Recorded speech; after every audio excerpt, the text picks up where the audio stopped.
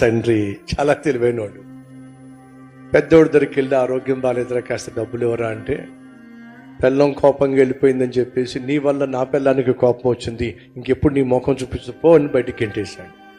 రెండో వాడి దగ్గరికి వచ్చి నాకు మోకాలు నొప్పులు వచ్చినాయిరా కాస్త ట్రీట్మెంట్ చేయించరా డబ్బులు కావాలి అంటే, నాకు ఉన్న ఖర్చులకే నా డబ్బులు సరిపోవట్లేదు, నీ ట్రీట్మెంట్ నేనేం చేస్తాను పో బయటకని గెంటేశాడు. కూతురు దగ్గరకు వచ్చి అమ్మా నాకు ఆరోగ్యం బాగాలేదు తల్లి అని చెప్పంటే, నాన్న ఇప్పుడు నీకు వచ్చిన కష్టం ఏమిటి? ఏం లేదమ్మా, ఈ ట్రీట్మెంట్కి కాస్త డబ్బులు కావాల్సి వస్తుంది, ఏదైనా సహాయం చేస్తావా?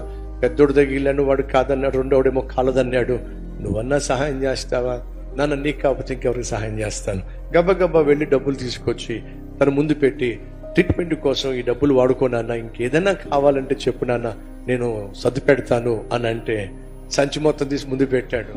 అమ్మా నాకు నిజంగా ఆరోగ్యం బాగోక కాదమ్మా, బుద్ధి ఏమిటో తెలుసుకుందాం అని చెప్పి పెద్దోడి దగ్గరికి వెళ్తే గెంటాడు, రెండోడి దగ్గరికి వెళ్తే గెంటాడు. నువ్వేమో ప్రేమతో అంగీకరించి ఆ ట్రీట్మెంట్ డబ్బులు ఇచ్చావు.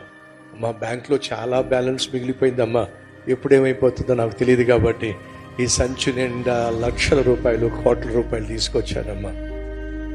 నన్ను నువ్వు అంగీకరించావు కాబట్టి కార్డు కూడా ఉందమ్మా, ఎంత కావాలంత డ్రా చేసుకో. ఆయన దగ్గర లేక అడగడల్లా మన బుద్ధి ఏమిటో తెలుసు.